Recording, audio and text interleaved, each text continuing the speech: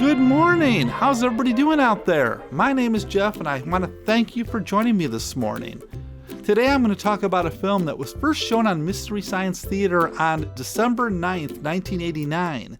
It's a 1942 film called The Corpse Vanishes, starring Bela Lugosi, Luana Walters, Tristan Coffin, Minerva Uricall, and Elizabeth Russell.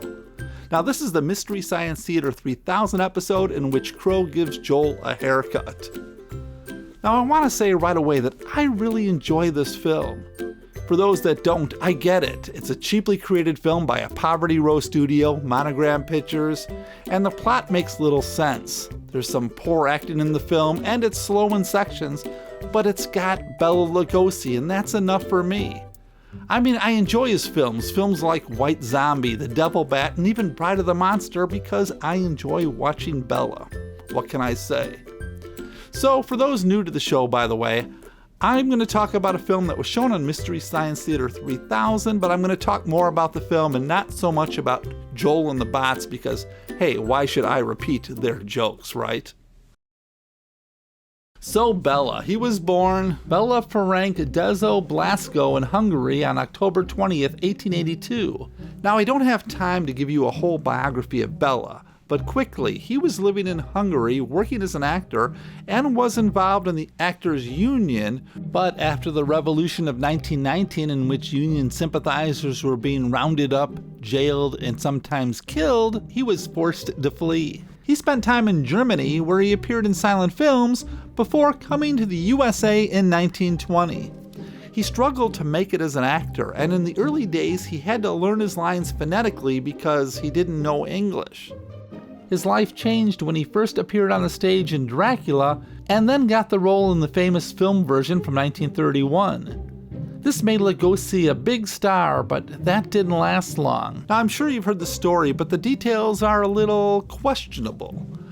You see, after the success of Dracula, Carl Laemmle Jr., the president of Universal, wanted to find other properties to use for horror films, and he found two: Mary Shelley's Frankenstein and Edgar Allan Poe's The Murder in the Rue Morgue. Now, whether Bela was offered the part of Frankenstein's monster and turned it down, as he claimed, or James Whale never wanted him in the first place but gave him a screen test out of courtesy, I'm not sure, but Karloff was chosen and Bela was given Rue Morgue. Frankenstein was a big hit, and Rue Morgue was a box office bomb. This resulted in Lugosi's contract being terminated at Universal, and his career never really recovered. The thing about Bela, he was never good with money, and the studios knew that. Bela would take any job for any amount of money, and that's why he made so many B films like this one.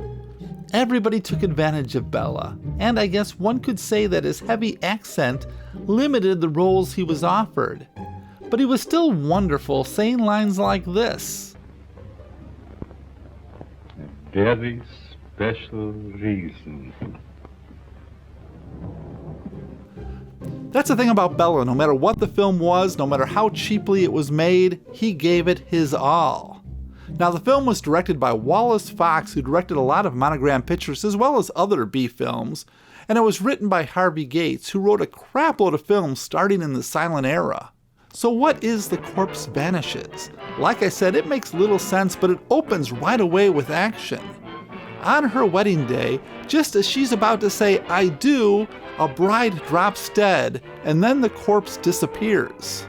A cold-hearted reporter named Patricia Hunter, who could care less about the dead young girl, looks at this as an exciting opportunity. Well, I've heard of ambulance chasing, but this is something new. New? It's sensational. Another kidnapping of a dead bride. What a story! This lady, as well as her photographer, almost seem giddy over the dead bride.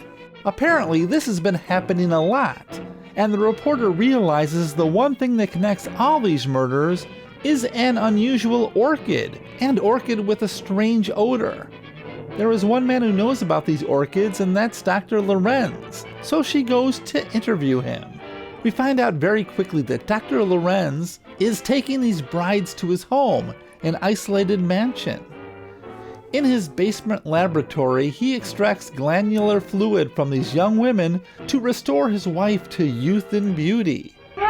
I will not let you die. better death than agony like this. Look at me. Look at me. Calm yourself, my dear. Now, will you hurry? Also, if she doesn't get this fluid, she will die a slow and painful death. Now, apparently, these brides aren't dead. They're just in some sort of suspended animation.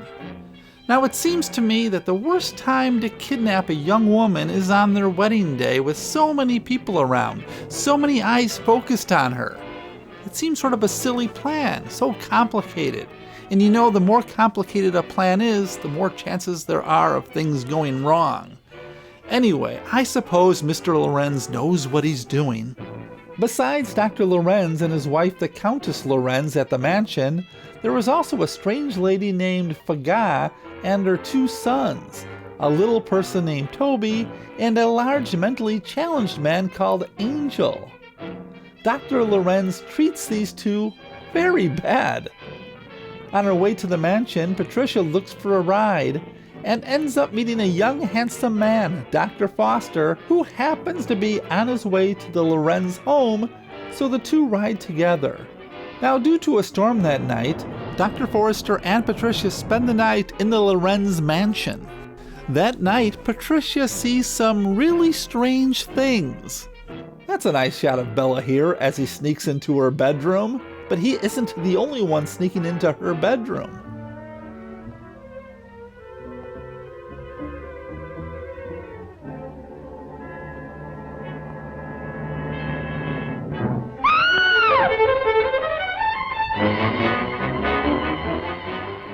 Anyway, she sees the couple sleeping in coffins and wakes Dr. Forrester. After he goes to bed, Patricia sneaks down and discovers the bodies of the brides. She also witnesses Dr. Lorenz strangling Angel to death. But it is assumed in the morning that she just had an awful dream. Dr. Forrester doesn't even remember meeting her the night before, and no real explanation is given for this. So the next morning, Patricia returns to the big city. You would think that since she saw the bodies of the missing brides in the basement and saw Dr. Lorenz strangling Angel, the police would take some interest. But instead, the newspaper lays a trap for Lorenz, a fake wedding, but Lorenz is one step ahead, and instead of kidnapping the bride, he takes Patricia.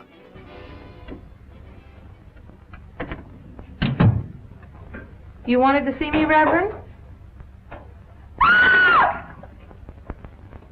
But during the kidnapping, Lorenz leaves Toby to die. And that was a big mistake because, you see, Mother is really pissed about both her sons dying, and that leads to a whole exciting conclusion. No! No! You betrayed me, Master. You shouldn't have done it. Pat!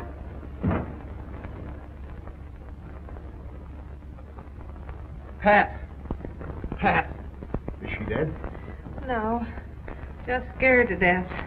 And we wind up, of course, with the woman giving up her successful career because she's getting married.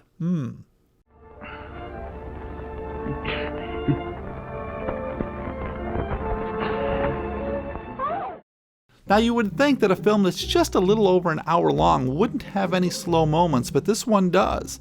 Especially the scene where Patricia's sneaking around the basement. And the music, well, that gets a little old really quick.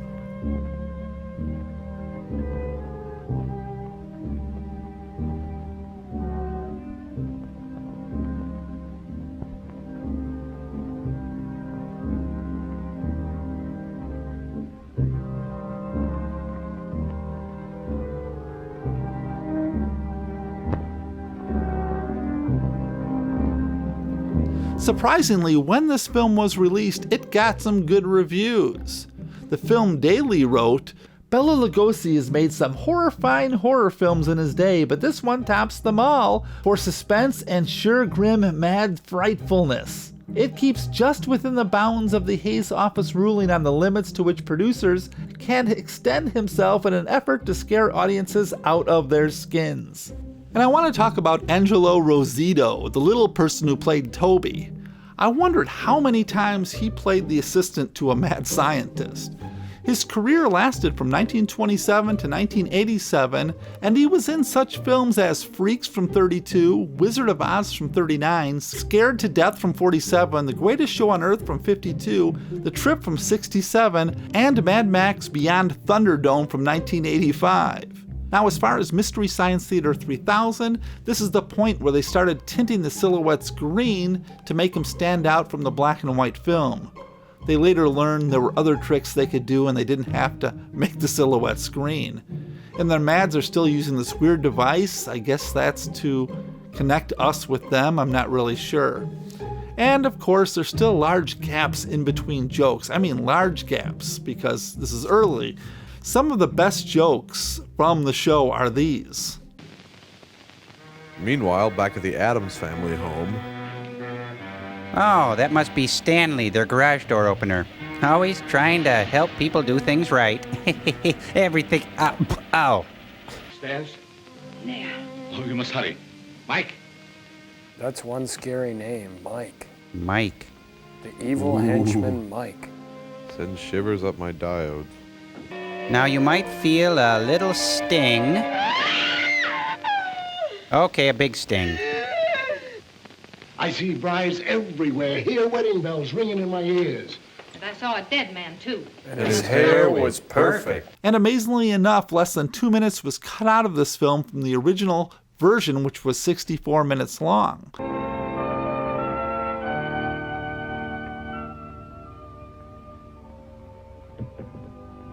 Get out, you gargoyle! Get out! Well, thanks for joining me today. Next week, I'll be doing The Crawling Hand.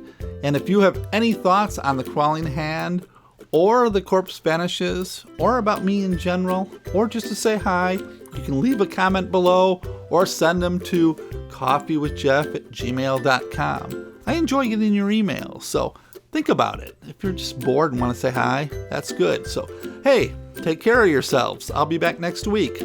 Bye.